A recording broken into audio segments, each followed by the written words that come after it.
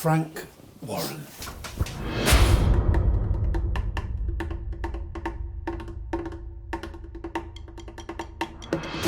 Let's start by talking about the fight that everybody wants to see, which is you against Eddie Hearn.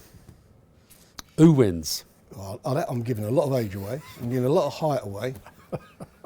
A lot of weight away as well. But lock us both in a room, and I think I'll come out on top. Really? Yeah. Just if there's nobody watching. Just when if you can fight really dirty. Yeah.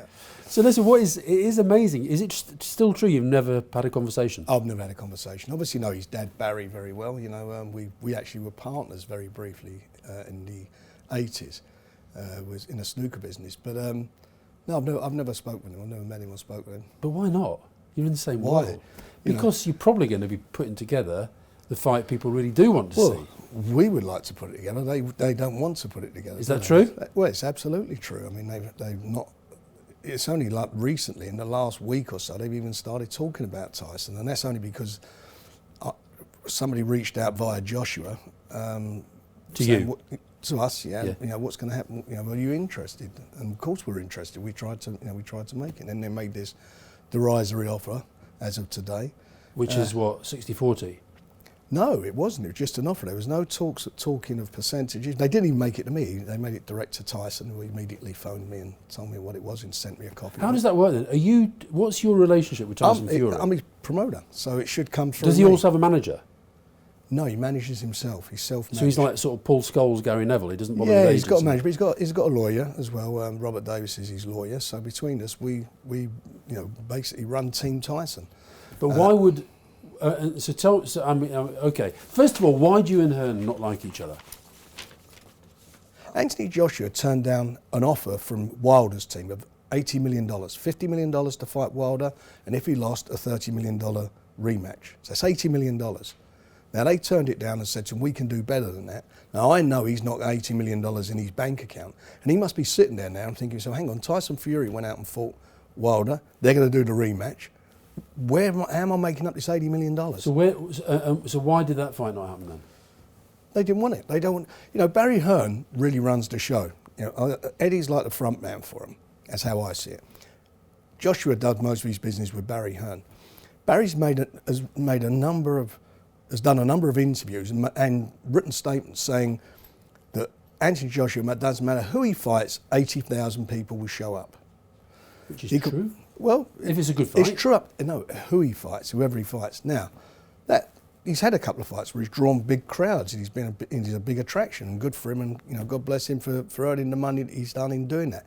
However, the public don't stand for that too long. They want to see you up against a name and a guy and fight someone. And Barry's model is, we don't. And he said himself, this is not me saying it. He said, we don't care if we ever fight Wilder or Fury. Who needs them? We can carry on. We've got a 7-year business plan, and our objective is to make as much money as possible. Do you know Joshua? I know Joshua from when he was young, when he was a amateur. Would he be wanting to fight Tyson Fury? I think they're being shamed into it. I think they're shamed into it now. The British Tyson Fury has gone from nowhere. He's gone from Brick Lane to Park Lane in a very short space of time this year. He's come back from a terrible, terrible abyss that he was. Maybe put himself into, maybe responsible for somebody. But he's got himself back on track. And the British public likes somebody who's been on the ground, been up there, been down and come back. And he's shown that. And he's shown tremendous courage, tremendous heart, and got cheated in that fight in America. And he's overtaken Anthony Joshua, in my opinion, as far as the British public's concerned. Would you, if that fight did go ahead, I think most people don't really know boxing, can't quite understand why it wouldn't just be a 50-50 payout. That's what it should be. Does Anthony Joshua bring more to the table than Tyson Fury? The answer to that is no. So it's easy. So you actually think the Hearns are scared of having this fight? Yes. Because they lose? I think he loses. I think they lose. And also, remember, their business model is all around him with Sky. It's all around him. He gets beaten, he goes. You look at they're pretty skinny in the other department. They haven't got, a lot of what I would say great fighters coming through or big box office stars coming through. They haven't got that happening. He's a big star. Don't get me wrong, but so's Tyson Fury. So they don't. And Barry Hearn's, astute enough to know that if this cash cow goes, then, hang on a minute, where's the next one coming But from? does the cash cow not go if the boxing public decide that he doesn't want the fight? That is what I believe will happen. And I think that the show that they're supposed to be doing in April, it'd be interesting to see where they go at Wembley in April. Dylan White, one of their own fighters, he's complained about the derisory offer they made him to fight Joshua after he had his last fight. So, people... What is a derisory offer in boxing? Well, it depends who you are. But for me, for Tyson Fury, the derisory offer is anything less than 50-50. Right. And how much money you talk about an 80 million fight, that's just for Joshua against Wilder. How much money would an Anthony Joshua-Tyson Fury fight be able to generate? I think it would generate that type of money. For both fighters? Not both of them, between them. But it'd generate a lot of money. And if you put it out... And how much for the bigger sort of picture of you guys and the... how much does a big boxing fight earn the economy? Well, the most recent one is McGregor and Mayweather. That generated, was it half a billion? Now it's not going to generate $500 million because it's not that type of fight. It's two British guys. Yeah. But for me, it'd be the biggest. It would be the biggest fight that's ever taken place in this country. And I believe, as far as the media is concerned, it'll be the biggest sporting event since England won the World Cup. Really? Yeah. Well, you tell me. You think about it. Those two guys, Anthony Joshua, Burnley beating Arsenal. Yeah, you might be right. No, but it's. I think it'd be the biggest sporting event. Everyone will go mad for it. The rivalries are all there, aren't they? The rivalries between the boxers, the promotional companies, and put it on. And you want to cut through all the negotiations, put it on Sky and put it on BT, like they've done in the States in the past. Showtime, HBO, when HBO were into boxing, were bitter rivals in the sport. But when a big fight came about, they'd both show it. You're now BT. I'm BT, yeah. They're Sky. Yeah. What's happening with Box Nation? Because that was your... Box Nation's still up and running. But that doesn't do the big fights? No, it does all the big fights from America. It shows the fights of like Lomachenko, Crawford. It shows they're not your fighters? No. My shows are all with BT, exclusively with BT. Right. And so you would say you can have Joshua against Fury and have it on both the main sports channels. Yeah. And you reckon that would get them 80 million between them? It would generate that type of money. Well, how much money did the Fury-Wilder fight make? I believe it or not, I haven't got the final numbers for that yet because the pay-per-view takes 60 to 90 days, so we won't know till next month. But it generated more money than Joshua's last fight at Wembley. It generated more money than that. It will generate more money. More money for the fighters or more money? More money for the fighters. And how much money do you make out of a big fight? Well, if I can, on a big fight, that depends on the deal we do, but we would like to come away with something like 10% of it. So you get millions out of I hope so. big fights? That's what we do it for. That's what it is. It's professional boxing. That's actually quite... I thought it was going to be more than that. Well, it depends. I mean, so the fight. To be fair to them, the fighters do get the big. Look, the fighters are not stupid. They've got advisors, and you're at a game now where where it's got to be transparent and it's open. This is, for example, it generates 100 million. That's huge money, and that's huge money. For the fighters to split and for us to take our commission out of it. And so and it's interesting. So Tyson Fury does his own kind of. You and he will decide what he's going to get. Yeah. Yeah, and what's he like as a bloke? He's very intelligent. Yeah, he's eloquent. People think he's a dummy. He's very intelligent. He's well read. He had a few problems, as we all know, which are well documented, and some of the things he did were self-inflicted. And I think some of the things he said were taken out of context and misunderstood. Do you think there's an ongoing mental health problem? I think he has to fight. I do. I think he still has to fight to keep himself there. Boxing's given him his direction. Yeah. It's given him his salvation. It's given him something to aim for. And it's important, I think, for anybody to have, I don't mean this in an egotistical way, but to have some esteem, some self-esteem, feel good about yourself. I mean, I've been there. I've had times, I don't cry about it, but I've had times myself where you're down and something to get you down. And it's a horrible place to be. But where he was, when you're suicidal... Well, you've had depression.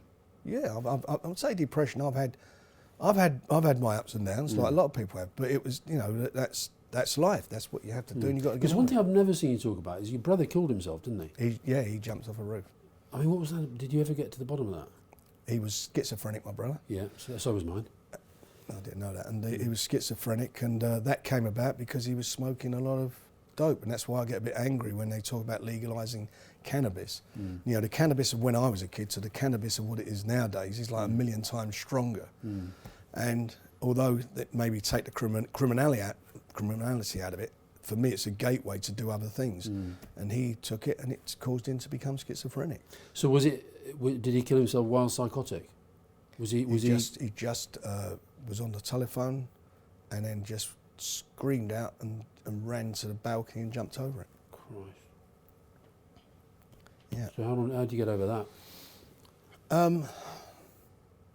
It's funny at the time, because you take things for granted, I think, with your family.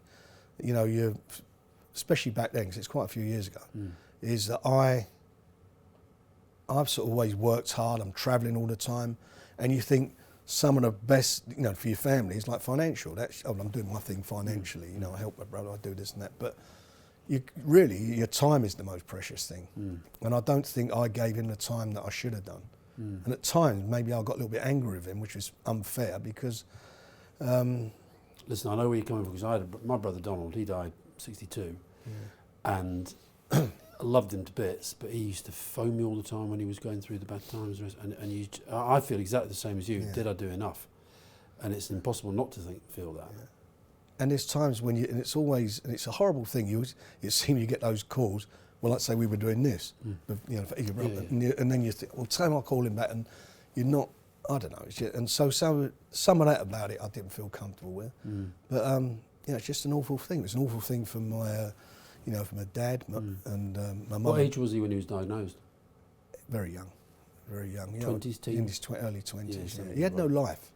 It's not like, you know, my brother Robert and I. We've had I've had a full life, and certainly my brother Robert has. But he had no life. He never got married or anything like that. And he was, you know, he just had he just didn't have a quality life. We'd done the best we could for him. You know, we tried to get the best help. I remember one time we put him into the Priory, you know, to help him there, but it just, you know, at the end it just didn't work. And where were you when he killed himself? I was in bed. I was in bed. It was late at night, and my wife Susan came in. She said, and she was like all shocked. She'd had a call from my sister-in-law, who had told her, and then we drove down to where it was, where he lived. The flats where he lived, and he jumped up the full floor where he top of the top of the flats, and all the police were there. The ambulance, they took us in. There was a hotel just nearby. They took us in there and told us about it. But it was just you know, just horrible. How often do you think about it now?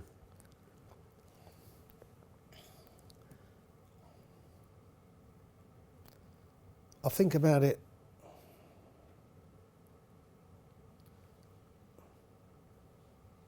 Do you want to stop for a second? No, listen, we don't need to talk about this. No, it's all right. It's just that this is like my, you know, passion is campaigning on mental health. When I think about it, you know, like Christmas times and things like that, and obviously his birthday. Okay, all right. But Tyson and the kind of the whole sort of mental health thing. Yeah, he was having his problems, and obviously, you know, I was watching like the world was watching. You know, that this fella's sort of ballooning up. He was boozing. He was not doing, you know, obviously not living a life as a boxer. And I was hearing stories, but I didn't realise that he was in a position, or he got to a stage where he was at, you know, which was this suicidal situation. And I got in touch with him a few times, and then we said, listen, you're coming back, and you need to come back. I said, you know, try and do something with yourself. You know, if you come back in another capacity into boxing, you know, if you do it, say, through training or something, train a boxer or manage a boxer. And cut a long story short, you know, we got together, we done a deal, and then I sort of, his fight become my fight. I'm quite loyal with people like that. You know, you're with them, so then you start batting for them. And, you know, and I said to him, look, there's some things you've done that you know, and I don't want to be an apologist for you, and I certainly won't be, and there's things you've done that you've got to, you know, say what they are. And you mean like the drugs and the drink and some of the opinions? Yeah, and some of the silly comments. But I said to him, look, the most best-loved sportsman in my lifetime, and was voted BBC Sports Personality of the Century, was Muhammad Ali. This is the same man who said blacks shouldn't marry whites, the white man's the devil, you know, and various other serious comments at the time. I remember like the likes of my dad and his generation didn't like him. Yeah. They didn't like Ali. I loved Ali. It's, you know, it's that generational thing, isn't it? Yeah. You know, Joe Louis was the guy, or Rocky Marciano. Yeah. And I said, if he can do it, you can do it. You know, look where he came from, and he's been a revelation this year. I mean, he's turned himself around, dragged himself up from his boots, has got himself into a good position, you know, with his family, like being a dad and a husband, and being a 100% dedicated sportsman. He's lost all that weight, and I said to him before, how did he put so much weight on? How did he do boozing and stuffing himself and not training. You know, one minute you're an athlete, then you're not. You know, But he got so big. He was huge. He lost the equivalent of Ricky Hatton. That's what it's like. That's what he lost. So how many pounds did he lose when he was losing weight? He lost about 135, 140 pounds. And he still carries flesh, doesn't he? Well, you will do after that, won't you? I mean, Right, so that'll never go. That sort of little belly will never go. Yeah, but it's a funny thing. I've seen fighters who are sculpted out of marble, Like Joshua. who can't fight. You know, I've seen guys, you know what I mean, who can. It's not about. There's something in you if you're a fighter. I mean, obviously you got to, you know, physically you got to be strong. You got to have a good engine. You got, you know, 12 rounds. You got to have all these various things, and he showed it in that fight with Wilder. Yeah. I mean, when he went down, when he hit the deck, What did you think when I thought he was knocked out. You thought he was done? I thought it was all over. Yeah. All of Wilder's people all jumped up because they knew they lost the fight. They knew that they were behind. Oh yeah, well So they had to yeah. knock him out. They knew He had they'd to- lost the fight, and they jumped up. All of them jumped up and run to the ring, and I think he got to about 6. The referee counted to 6, and as he got to 6, Tyson is like the old, what's that film? Was it Terminator or whatever it is? You know, when he's got the little spark in his eye, so it comes up, and he was up. And I spoke to him afterwards. I said, "How did you do that?" I said, "You know, what happened?" He said, "When I went down, he caught him with 3 good shots. He said I couldn't feel my legs for about 2 or 3 seconds." Right. Before the fight, the referee had come into the dressing room and said, "Look, if anyone goes down, I'm going to ask them to get up, and we're asked to walk 3 paces to the right or to the left, look you in the eye, and I'm going to let you fight." Is that normal? They've all got their different ways of doing it, referee. Okay. That's what. He was a very good referee, and he said if I'd have got up, I wouldn't have been able to walk anywhere. I'd have been on wobbly legs, and he'd have stopped it. So I he's laid making those judgments at that time, lying on the That canvas tells with you all that something noise about going. him, doesn't it? That tells you something about him. You know, So he's saying to himself, I'll stay down here for as long as I I can, get because the if I feeling. don't, I can't walk. yeah. And he gets up.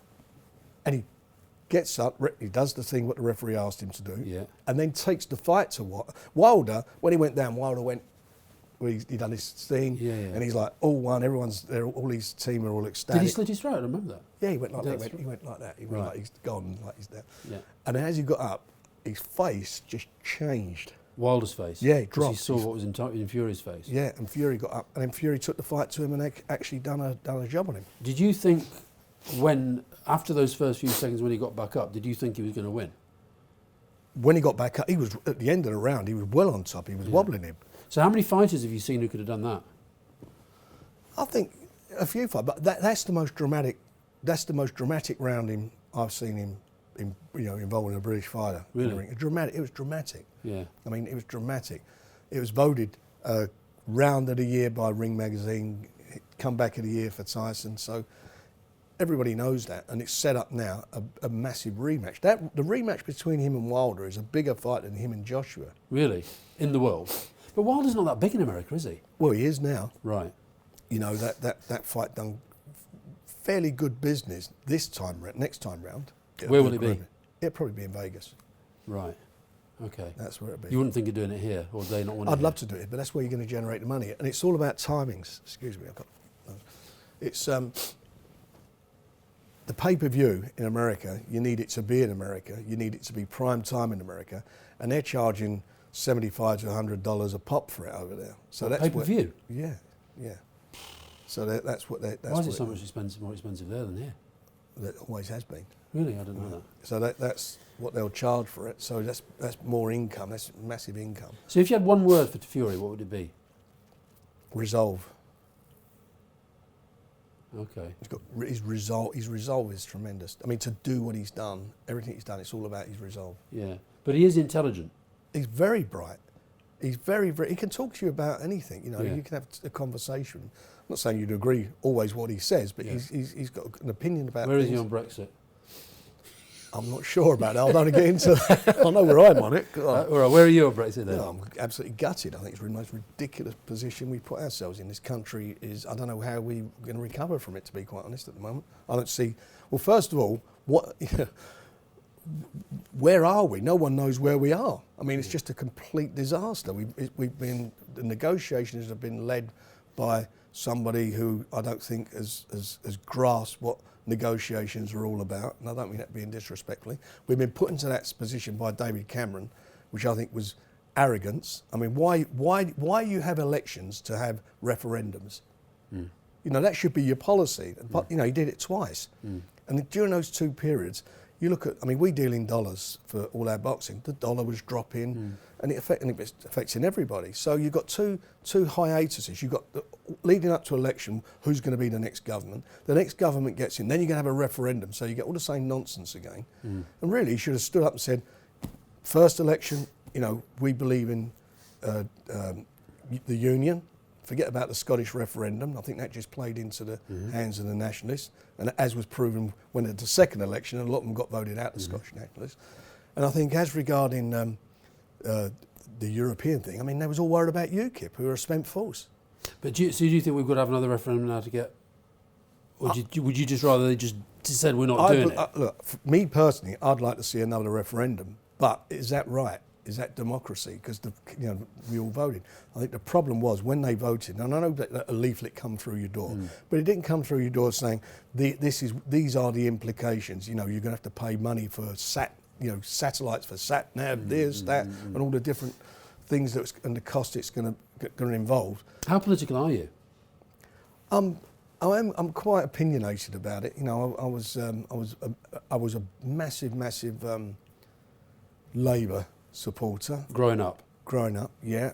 I changed a bit to Thatcher till she went. I think people go on too long.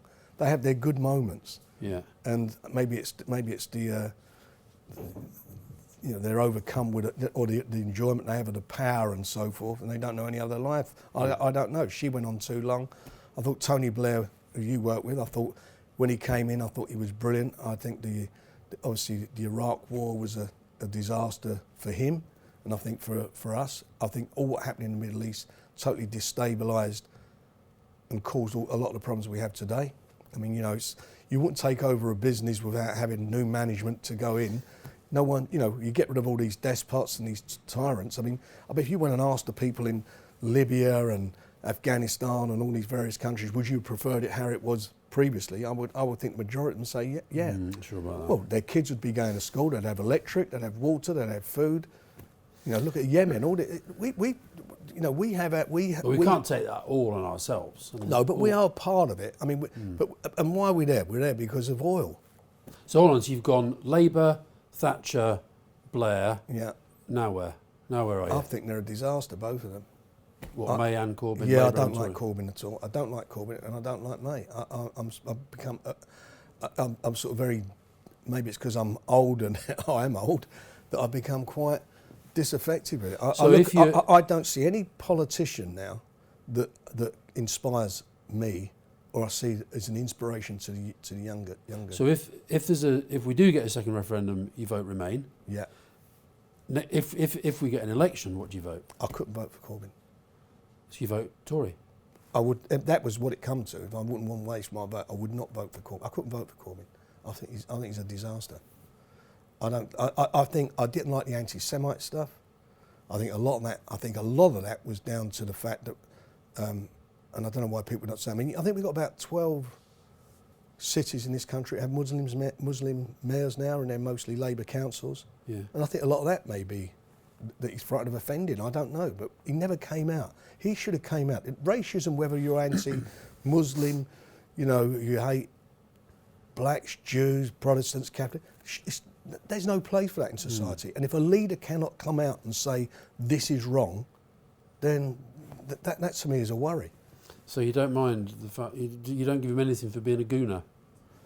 I was a bit disappointed that he was. You'd rather he was a Tottenham fan? Yeah. No, I mean, listen. I mean, politics. Everyone's got politics drive everyone mad. But I thought his stance on anti-Semitism, or for that matter, on any racial, but certainly that was a tester for him. I think it was a disaster. Interesting. So even though you think she's terrible, and even though you think Brexit's terrible, you'd end up voting for her. Well, I may not vote. I mean, I may not even be bothered with it because it's a horrible thing to say, but I just think they're uninspiring. I think both these parties are. I don't think they're. I watched Question Time last night, and I was watching Diane Abbott on there. I mean, I despair when I listen to that and some of the things on there with these, with the various politicians, and I don't think they speak now for the country. I think that it's just one of these things where people will vote because I'm going to vote Labour, I'm going to vote Conservative. I don't think there's any. I don't think they're voting for the people. God, it's depressing, isn't it? Should we get back to boxing? Yeah. I think I'm always going on about Who's the greatest promoter ever?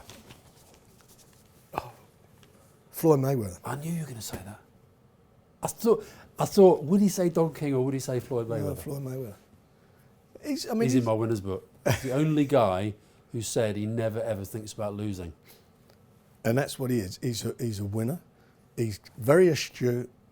He puts these fights together. He picks who he wants to fight. He does it. He'll find guys that are just over the hill or he's got the better of them, but he picks them. So he does what you're criticising the Hearns for doing. No, well, listen, we all got to look after our fighters, but it comes to a certain stage that the public calls for a fight to happen, and you've got to make it happen. You can't leave them apart. That's not right. I was brought up on Ali fighting Frazier, Foreman. They made fights happen. Yeah. Now they avoid fights. Yeah, and some fighters avoid fights. There are fighters also. So I guess Mayweather, if you've got to 50-0, you've never lost. You just want to make sure you never lose. Well, I think for about 5 or 6 years in his career, he was top earning sportsman in Forbes magazine. Yeah. And I mean, the next 8 under him collectively did not earn what he earned. Right. And that's. And he likes money. And look what he got. And well, I mean, I'm not saying. I'm only talking about as a promoter. What he does with it and his lifestyle. I mean, that's up to him what he wants to do with his money. His hard fought money. But and I'm not. What did you think of the McGregor thing? I thought it was a joke. He was never going to win, and the fight. I mean, McGregor was brave. He got in there, but I had as much chance as McGregor winning anyone. Yeah, he had no chance. I actually thought I thought Mayweather at one stage was holding him up. What do you think? I never bought into it. I never bought into that at all. What do you think of UFC generally? I'm not a big fan. I mean, and listen, they've done a fantastic job as a sport. They've turned from nothing, a sport that was banned, they've turned it around, and it's a tremendous thing that they've done. And IMG now have taken it over, and it's amazing of what they've done with it. I don't particularly. It doesn't do too much for me to watch it. I mean, I am pure boxing as far as any. What do you think about what Barry Hearn has done to darts? He's done great with the darts. He's done very good with it. I get the feeling you quite like and respect him, but you don't like and respect Eddie. I don't really have any deals. Not that I've got respect him. Barry's had a go at lots of sports: 10-pin bowling, fishing. You name it. He's about 20 sports. Doing gymnastics now. So if you keep throwing a ball, he's doing gymnastics. You keep throwing a ball against the wall. Once they're looking at rugby league. Yeah. Are you only into boxing from the business? I know you love football, but are you only into boxing as a business? I'm only into boxing. I used to own Bedford Rugby Club. I was chairman of Bedford Rugby Club. I've been involved in snooker and in the past with Barry. But and what is it about boxing that you love? I think it's the ultimate sport. At the end of the day, you can have team games, tennis. You can play tennis, get beat, and play a game next week or the next day. You can do that in most sports. Boxing. You get in there at the top level, winner, loser. Sometimes it's where's the loser go. They're fighting not just for their fighting to win a fight, they're fighting for their career. And listen, how did Tyson get over the fact that most people thought he won? I thought he handled it well. There was a moment in there I thought he was going to start, which I would do. I mean, I've got to be with me, I'd have started screaming and shouting. I said, but I didn't have to do that. He just said, his brothers were there, he said, calm down. Because you're not going to change the decision. The decision's a decision. So get on with it. And you've got to deal with it. And I think that's what you have to do. I think the public are not stupid. The public see it, and I don't think there's anybody I've spoken to, probably other than Deontay Wilder, who thought he won it. So Is that how many fights will he have before the Wilder fight then?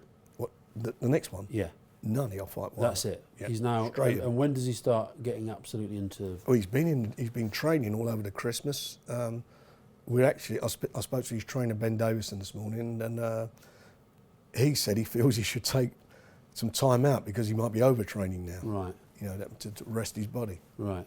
And what's I get that you say that that'll be a bigger fight, but you do want the Joshua fight to happen. Yeah, they're the two fights that should happen this year. Wilder. The winner of Fury and Wilder should fight Joshua. That's what the public want. But even if Tyson doesn't beat Wilder, you'd still want him to fight Joshua. Of course, I'd still want him to fight him. Yeah. But do you think that will? But you honestly think that the Hearns are trying to avoid Joshua against Fury? They turned down $60 million to fight Wilder, and they didn't even mention Tyson until about a week ago. Right. All the way through, they haven't mentioned it. And all I've seen about it is you saying that they have made a derisory offer. That's correct. Right. So why don't you just pick up the phone and say, Eddie, why don't you and I sit down and talk about this? We've done that. We've done it via IMG. Yeah, but why don't you do that? Why? Because it'd be a waste of time. They don't want to meet. They don't want to talk. I know they do not want this fight.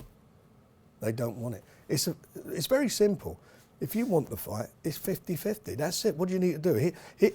All the income gets paid into an account. Yeah, and if you really, really wanted it, and Tyson strikes me as quite a kind of, why don't you just say, okay, 58, 55, 45?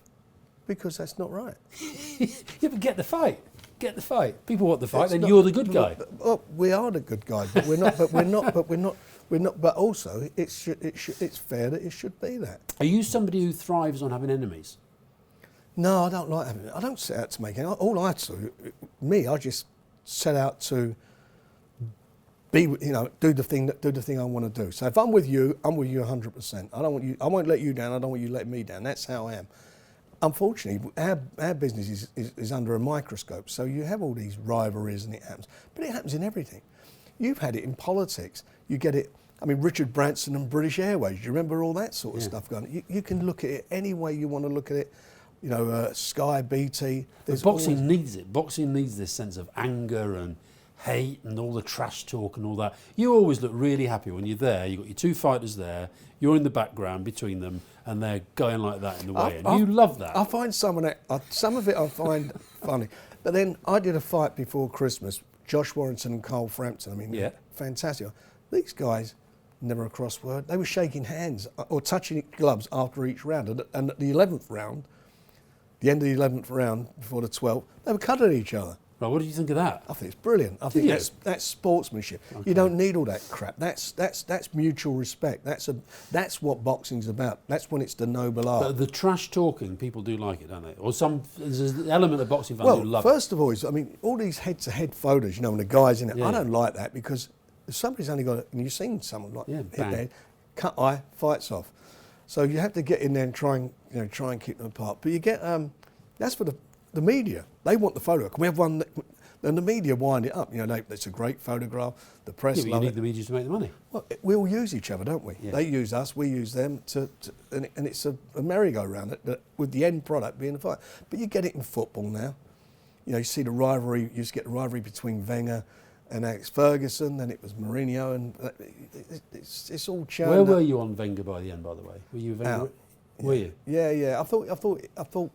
He just didn't move with the times, and he started acting more like a chairman than a manager as far as the finances were concerned. And where are you with the new guy? I think he's a good manager, but I think we've got poor owners who are not backing him. Right. And have you got enough money to take it over? Please God, I know. Well out of my maybe years, maybe. Would you like to own? Would that be like? I would have loved to have done that. It's one thing that when you look at it, of course, your local, your team. I grew up going there since the age of 7. Yeah. Now, you mentioned my time in politics. I hardly ever do a long interview without somebody asking me about Iraq, right? Yeah. Have you ever done a long interview where you've not been asked about No, everybody being shot? Asked it. Yeah, it's the same thing, isn't it? Yeah. Well, I didn't get shot in Iraq, though. I know that, but so... And it is a straight, but it's like a weird thing. It is a weird thing, believe you me. And I'll tell you the other thing, this is why I asked you about enemies. from my memory, the defence, Marsh's defence basically seemed to be, his QC, basically seemed to be, well, it might not have been him because there's so many people out there who'd really like to kill Frank Warren. Well, who are they? I don't know. Well, that's a barrister doing. You know what barristers do? In court, you have a licence to say what you like. They say things in court that they can't say outside court. But that helped. Did that help him get off? Yeah, I mean, I don't know. I mean, the jury got him off, didn't they? He got a majority decision on the jury, and they got him off, and that was what it was. But you said in the case, right, that you couldn't kind of work out. Well, who I couldn't it was. because the person. But you now do say you know who it was. Oh yeah, I do know it is. Yeah. But that was then. I mean, I didn't know. I swore, I took an oath, and I went in there. I didn't know it was. And if I'd known who it was, I wouldn't have said who it was. Really? Yeah. I mean, that's how I was brought up. The area I come from, stupid. You know, it's not something I would advocate. You know, say for your kids. So hold on. If I got a gun out now and shot you and you survived, yeah, you wouldn't say who I was. Well, it'd be filmed. It'd be difficult. But that you could say that's underworld stuff, isn't it?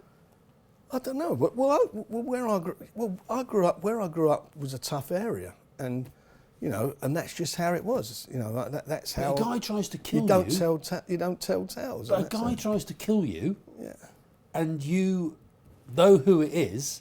I know now who it is. Right, but you would never. Are you going to go to your grave not saying who shot you? Yeah. Go on, tell me. I'm going to my grave telling you I'm not shot. What about if I'm with you on your grave, right on the graveside? But that's just because of a kind of honour thing, or I don't know. It's just how I am. I mean, you know, I always believe what goes around comes around. I think people who do bad things it comes back on you. And have you seen him around? Have you met him? The person who did it, I bumped into him once. And what did you say? What did I say? I didn't say anything. What did he say? He died. He went another way. Oh, you didn't speak? No. You didn't speak? No. It's amazing. What it was. And what about the whole kind of image of boxing as being kind of, you know, a bit sort of very close to crime and all the Well, it's a funny thing. stuff. I remember making a comment before I got shot. It was probably about 6 months before I got shot. I said, everybody thinks the boxing is this massive underworld thing. If that's the case, why haven't I been shot by Mickey Duff? So it was Mickey Duff. He's dead now. No, it's not that. It's very sophisticated now. I mean, you know, you're dealing with blue chip TV companies. You're dealing with every decent boxer's got a lawyer, got a top class accountant. It's not like that. But I've been to some of your fights. Yeah. And you go around. You do see the guys with the dark glasses and the black capes, and they're going around and you're touching their elbows. Hello, mate. How you doing? All right, Frank. But boxing's a working class sport. You know, most of the boxers come from inner city areas. That's what it is. That's their way to get out. I used to live on a council estate in Islington. Islington was a tough area. You know, lots of what you call the chaps come out of there. So it was what it was. But that doesn't mean people can't aspire to get out of there and move on in their lives and do things. I mean, when I was younger, I got involved in a few scrapes when I was young, but that's the environment I lived in. Have you ever been scared around some of these boxing types? What about this Mike Tyson when because he's the other Tyson in your life, isn't he? And I see you've still got all the photos outside. Was he? Give me a word for him. Him? One word. One Mike word Tyson. for him. A fraud. 2 words. That is fraud. Fraud. Yeah. Why? Well, he's a bully. He's a Well, bully. that's a bully, He's a bully who can't take it. Bullies can't take it. You know, when he got disqualified for biting off Evander Holyfield's ear, or biting a chunk out, the reason that happened because he was losing the fight. He was crying when Evander Holyfield he headbutted him, or there was a clash of heads, and he kept going to the referee. Oh, he's hitting me in the head. Then he bit his ear. That was to lose. He thinks that was his way of losing, rather than losing on points. That's not the way it should be. That was his way out. He thought that was his street way out. So that time back in Downing Street when I was helping you, yeah, because you were getting all that grief for him coming in, I should have just. I wish you hadn't. Hey? No, it's a funny thing. The first time he came over, he was absolutely charming. You could not believe it. I mean, he was so good. But he was taking. He's on antidepressants. He had his problems. Was he? Yeah, he had his problems. I didn't know that at the time until he was having his medicals and that. But he came over and he was charming. And the second time over, he was just a nightmare. Was that when he was a monster. bought the bracelet they didn't pay for? Who paid for the bracelet? I didn't. I mean, has it ever been paid for? A bracelet. It was like $4 million. Sorry, it was $3.5 million worth of jewellery out of Graff back then. And when we went in there, when we was in the shop, he's buying this stuff and he's like looking at, that's not, and they're, I mean, I'm just. Well, they let him just walk out of the shop without paying. Yeah, and assuming he would pay later. Yeah, assuming he would pay, and I sort of was in there, and I negotiated the prices. I remember I got sort of like, I don't know, 40% off negotiating with them. But then the invoices came, and they told me that, well, they copied me and they were in his name. And they copied them to me. The invoices came in. I would bring Showtime, who were because he was into them for about 20 odd million. And they said, don't worry, it'll be sent, be paid. And no one paid it. So the next minute, they're coming at me for the money. I said, what, I'm going to go, why would I buy him $3.5 million worth of jewellery? Imagine the missus. It's just ridiculous. And in the end, he paid for it. You once said you'd never let your kids get into boxing. You didn't want your kids to get into boxing. No, and they're in it. They're all working. They're both. How many? Three of them in it. So you got 6 kids. You got 6 kids, yeah. And 3 of them are working in boxing. Yeah. I didn't want them in it. I wanted them to do something. They all had good education. They're well educated. Did well. They went to uni. But I just didn't want them to do it. I wanted them to do something else. So why do you think they've been drawn to it? Because of me, I suppose. Because you don't think about it because you're so, you're working, and it's like they're looking at you, I suppose, and seeing what you're doing and the excitement of it on. And they got quite attracted to it. And in the end, I tried to dissuade them, but they wanted to do it. And of your biggest poster in here is actually not a boxer, it's Frank Sinatra. Yeah, I promoted him. I'd done these concerts for him, done a few concerts with him. So, was that the... But that was quite a brief period in your life. It was London Arena. We of course it was the Arena, We built London Arena in Docklands. So what was he like? He was great. I knew him. I'd met him quite a few times, but he was fantastic. He was just a really. Well, first of all, he is what he is, isn't he? He's a legend. He's been on forever. He was about 74 by then when we came. We'd go out afterwards, go and eat, and he'd tell the most amazing stories. You just sit there. I mean, you'd love it. I mean, you're interviewing someone. You don't get a better interview than that. Yeah. But he wouldn't. But he didn't like journalists. He didn't like interviews. He wouldn't do them. What about Don King? What was he like? Don was, or is. Don, he's a fearless businessman. He'd go in there, he'd take a risk, he'd say, do whatever you got to do, just get a piece of it. You got a piece of it, you're in the door. And he asked me to run his business. He actually wanted me to run the business at one stage, which I didn't want to do. But he was fearless, good promoter, do amazing deals, but he couldn't get the street out of him. Right. So you do a deal and then after, Bob Arum, you do a deal, that's the deal, it's done. With Don, you do your deal and then you have to, you then got to come back and re-sort it all out again rather than just get, that's what the deal is, let's get on with it. And we talked a bit about mental health on the physical side. Do you think, long after we've gone maybe, but do you think boxing will always be around? Do you think it'll ever get banned? When I was younger, Edith Summerskill in Parliament come quite close to getting it banned at one time. And I look at it now, and if I compare that with UFC, and you see a guy with his head on the canvas and someone's whacking him and choking him and kneeing him, there's no comparison between the two sports. So if you look where we are now and how contact sport has evolved, I think boxing is not going to get banned before that got banned. Right. So what about the whole you've got this American NFL brain bank thing, the kind of work on brain damage. You got it. You got that with footballers, boxing, rugby players. Well, it's because and you're absolutely right what you say, because the nature of the sport is to punch, but it's the art of self-defence. It's not. If it was all about knocking somebody out, you wouldn't have judges. Right. And a lot of the punches you ride them. Yeah. And boxers are monitored on a regular basis regarding their head scans. Any deterioration and so forth, that's done on an annual basis. And we've probably got the best boxing commission in the world that does that. But it's a dangerous sport. And where are you on... you were never, from memory, a fan of women's boxing, but you've now got Nicola Adams on your books. Yeah, I mean, there was a bit of... and I'll say how it was. I mean, with Nicola, I wasn't a fan of women's boxing. I thought it was very poor quality. That's obviously improved. at the time when I'd done my deal with BT, they wanted to get involved in women's boxing. So we met with her, I spoke to her, and she's obviously a very successful women's Olympian.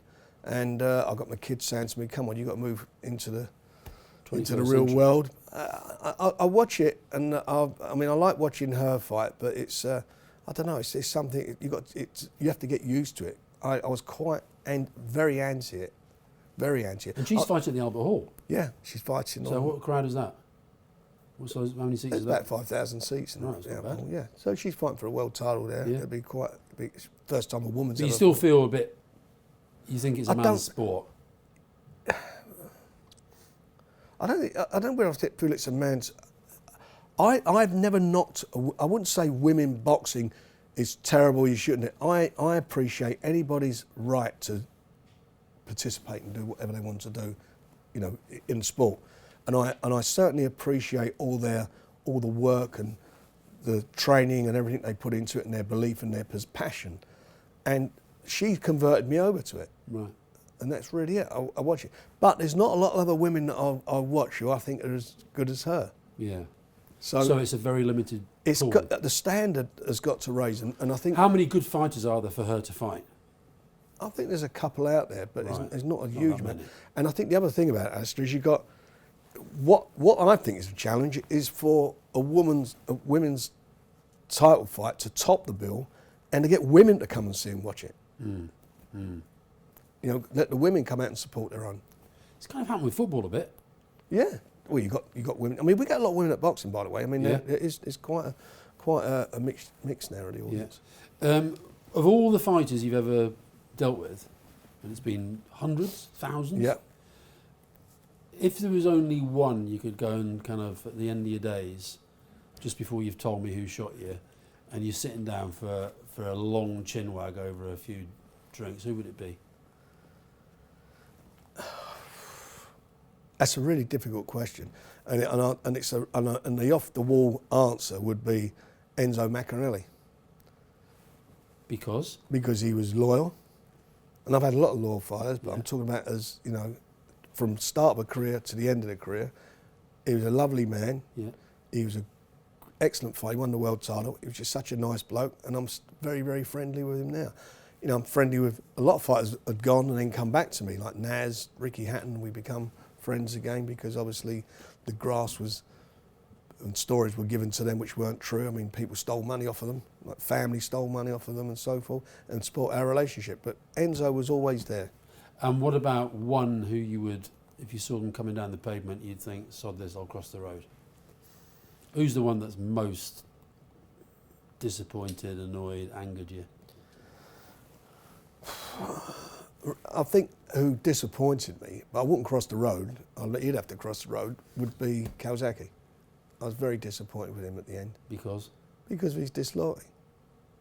I was very disappointed. I've spoken to him since. And disloyalty means going off with somebody else. Going off with somebody else, it weren't like he was getting any more money or anything. It was just that he thought he was going to get more money, and the way it was done, I just didn't like it. And I don't, you know, that's me. He may say the same thing. I don't know, but I've spoken to him since. We've met.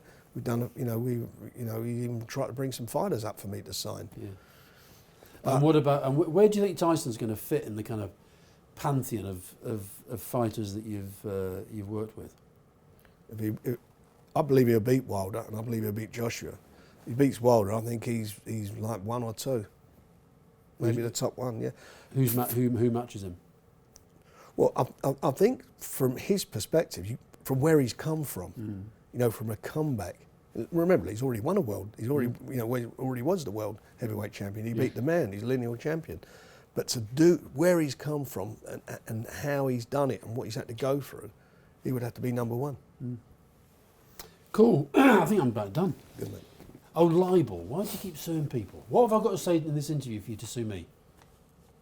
Have I said anything that you might be sent to the lawyers? It's libel. So let me tell you what it is. I mean, and it's hard to explain it to a journalist because I understand where they come from. But you know, we talked about earlier when I was younger. So when I was younger, if somebody said something we weren't happy about it, we'd go outside and we'd straighten it out between us one way or another. Right.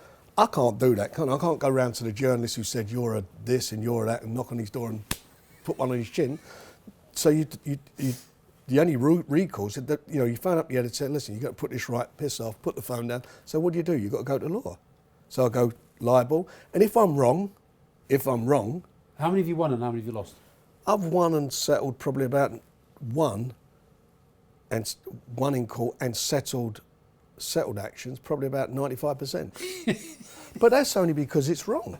What else am I going to do? Why do you care? Why do I care? I don't want somebody saying, well, a couple of things. I don't want somebody saying that like when I got shot, I was inferenced that I was involved in a drugs gang and I got shot by a gun that was used in other things from a police source, which was totally untrue. Front page of a newspaper. So how much did you get for that one?